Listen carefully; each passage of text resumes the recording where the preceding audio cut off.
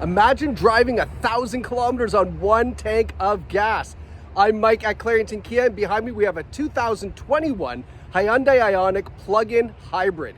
This is a fantastic find here at Clarington Kia. In this video, I'm going to explain to you everything you need to know about the PHEV, as well as some of the great features on this vehicle, and of course, we're going to check out the condition. Let's go take a look. Okay, so let's start off with what you need to know about a plug-in hybrid. And if you already know this, you can fast forward a little bit because I'm going to try to be as comprehensive as I can without confusing you. Now, what we have here is a plug-in hybrid. What that means is we have a small four-cylinder engine under the hood, a 1.6 liter four-cylinder engine. Connected to that, we have a 45 kilowatt electric motor. So the motor in conjunction with the gas engine is what powers this vehicle. Now, what is powering that electric motor is an 8.9 kilowatt hour battery pack. So a little reference, let's just round up to 9 kilowatt hours. A little reference for you, a Tesla Model 3 has an approximate battery pack of 55 kilowatt hours, and this is 9 kilowatt hours. This is why you cannot travel more than 70 kilometers of just electric power on this vehicle, but also why it does achieve a fuel range of over 1,000 kilometers on a full tank of gas, okay? This is all connected to a 6-speed dual clutch transmission. The dual clutch transmission is a very, very smooth transmission, but still a conventional transmission, not a CVT. You can power through the gears manually if you wanted. I don't know why you would, but that's part of the cool thing with the dual clutch. And then of course we have drive mode select, and you can operate this on just EV power if you'd like, especially when you're on a full charge. Now let's talk about charging, because that's obviously important. That's one of the cool things about this EV, or PHEV I should say, in comparison to a full EV. So we've got this charge port door here, and we have a regular adapter for your charging. This is not a CCS where it's the big, level 3 would take a level 3 charger. But what this means is you can power this vehicle from a regular outlet in your garage. 115 volt outlet will power this vehicle up overnight. It'll probably take, 5-6 hours to charge this up overnight, but still you do not need to buy or install a 220 volt charger, or outlet, I should say. My gosh, I'll get it right. You do not have to install the 220 volt outlet or 240 volt outlet in your garage. You can just use a regular outlet. And that's one of the big benefits of a PHEV. You don't need a specialized outlet for it. The other huge advantage is there's no range anxiety. If you run out of juice in this and go all the way through that 9 kilowatt hour battery pack, it just goes back to gas. You continue to drive just as you would a regular vehicle. But if your commute is 40-50 kilometers to work one way and you have access to a plug there, can you imagine driving your vehicle on electric only but not having to worry about what if you run out of juice, what if you can't charge that day? That is why you want this fantastic PHEV, okay? So that is kind of, in a nutshell, the PHEV versus like an electric. If you want to talk about PHEV conversion or comparison to hybrid, we can do that, but to be quite honest with you, the PHEV is what you want to buy. That's just my 2 cents. If you want to know more, call me and ask. Okay, so as I mentioned, underneath the hood, we have a 1.6 liter four-cylinder engine, all of that connected to the electric battery plant. Now, let's take a look at condition on this vehicle, okay? We've got 16-inch alloy wheels. These are aerodynamic alloy wheels. They are designed to push the air outside of the car, not inside on the brakes, because we do use regenerative braking to power up this battery pack as well. So when you are driving, when you lift off the accelerator pedal and you coast, it'll turn that electric motor, flip it in reverse, power that battery back up to try to obtain some energy restoration, which is fantastic. Essentially you could get even better range if you're driving stop and go traffic because you're always gas off, right? They get better range in stop and go traffic. Isn't that funny? All right, LED turn signals on the mirror. Now, it is a black car. It has 89,000 kilometers on it. There's going to be a few little scratches, a few little bruises and bends, I'm sure. We're just going to look here. Bends is probably the bad word. Dents. Like right here. Just a super, I don't even know if you can see it. There's just a very, very, very light dent right here in here, but super light, like a door ding. Not a big deal. Now, coming around to the back here, this is where this Ioniq is really cool. I'm going to show you in a second. But we have this nice looking LED taillight. Got this great looking rear bumper finisher here. I'll back up so you can kind of see the whole effect. all right? We have the plug-in, the Ioniq logo down here. We have this kind of cool little integrated spoiler with the rear brake tail light. Now, when we pop this open, this is what I love. This is a hatchback design or a sportback design. So you have that nice trunk that lifts up like that, and then you got lots of room back here for cargo. We have a split folding rear seat. And here is the charger for the 120 volt charger, your regular household charger. You just take that out, plug it in, and you're gonna get juice in your car. You can even schedule this to only charge after hours. So 8 p.m. and onwards, when we're on low peak rate hours, you can have it set up so it charges on only low peak, which is fantastic. Obviously, save you even more money. Now, you're gonna ask yourself, how much does this cost to charge, right? Let's say we get down to 10% and you wanna go right back up to 100%. What's that gonna cost you? Pennies, literally pennies. Off-peak hour charging on a 9 kilowatt hour battery, you're probably talking 8 cents, 10 cents, 12 cents, depending on how low the battery is. It is nothing compared to what you would be spending in fuel. Now, as I stepped over here, I did see there's just a door ding right here. Again, just very minor, very hard to see it, but there's just a little door ding right there, okay? As we come around to the front looks fantastic. Now, we have LED headlights, so those nice bright white headlights as well. LED daytime running lights.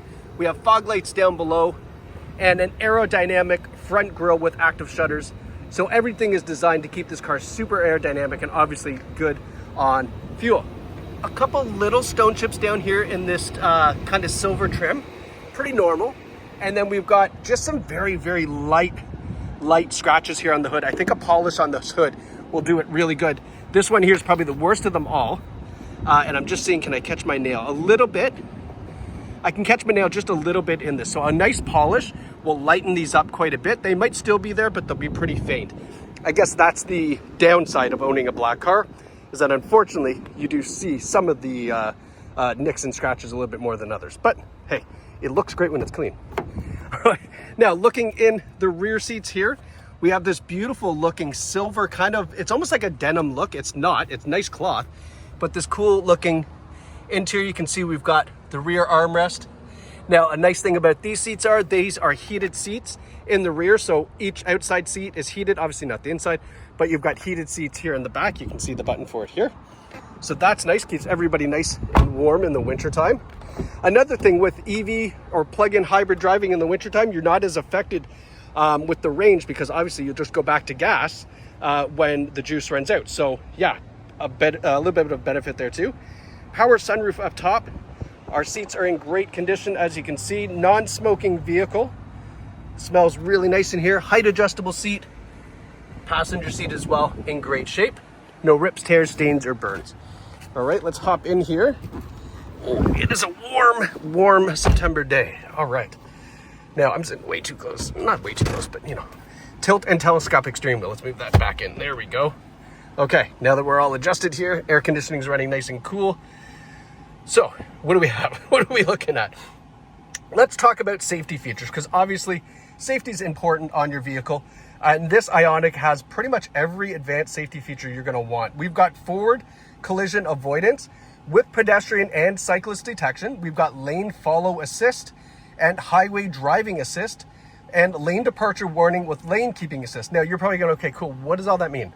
Right? I'm not just going to rhyme off the features like that. I will explain to you what that means. So this Ioniq tracks the lines in the road. It only needs one line to track. If it has two, even a bonus, but it's tracking the lines in the road. If you start to drift over to one side or the other, it will warn you and also gently bring the car back inside the lines.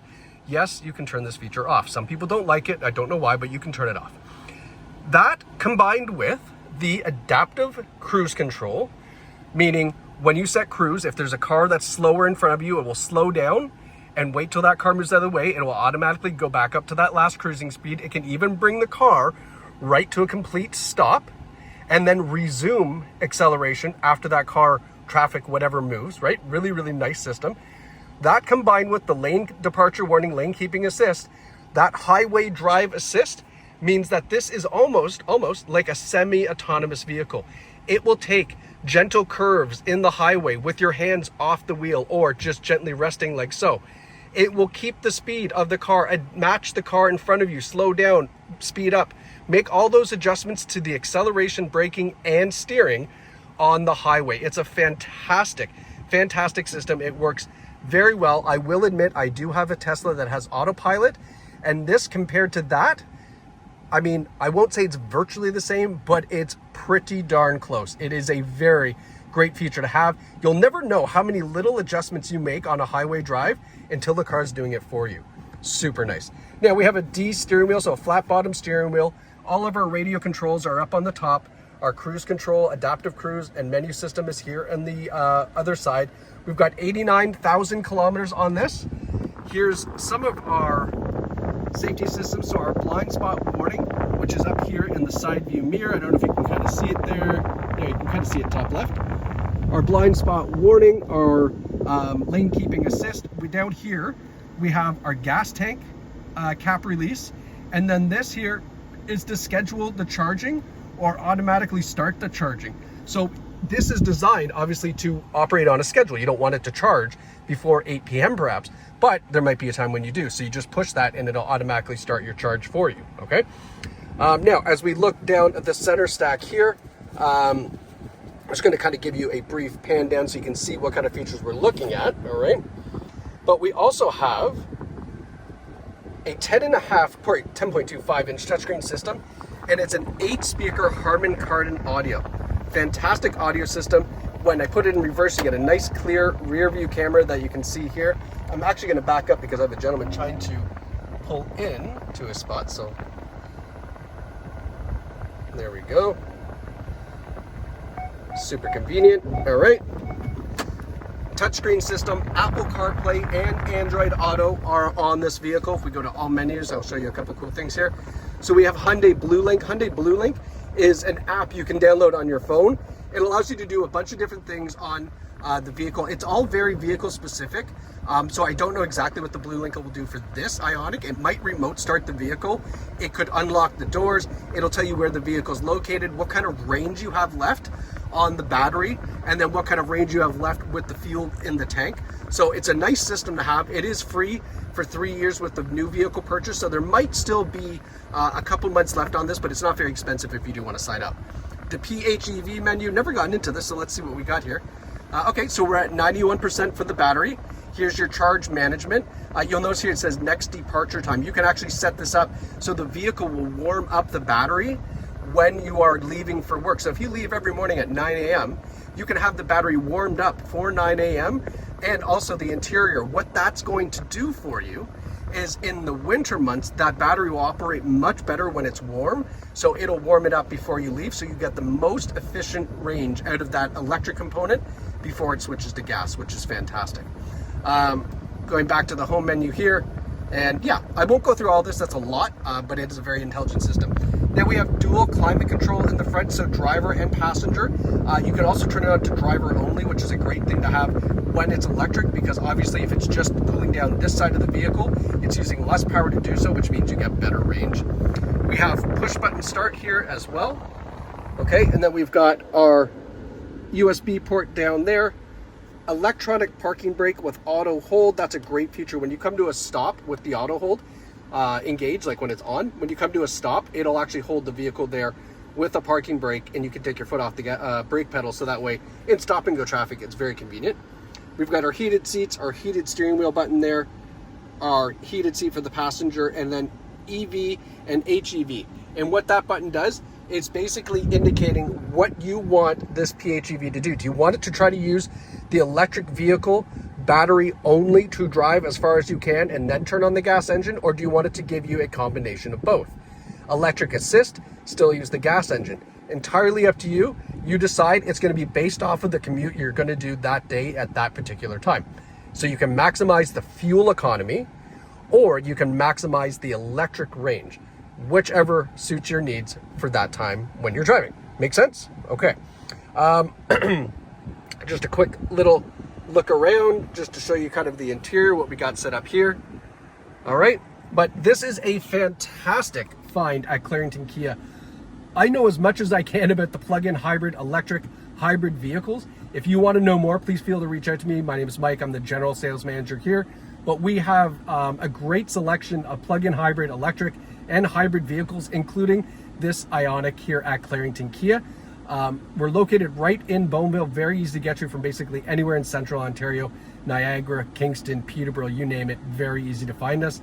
And you can visit us online at claringtonkia.ca. So whether you choose to visit online or in store, we're here ready, happy, waiting to help you out, because it is your experience, your way at Clarington Kia, and we can't wait to see you soon. Thanks so much for watching this video. Hope you learned a little bit, and I apologize, it's a lot, it's a long video, but if you were interested in this particular car, that's why you watched it, so I really hope this helped. All right, take care, thank you, see you, bye.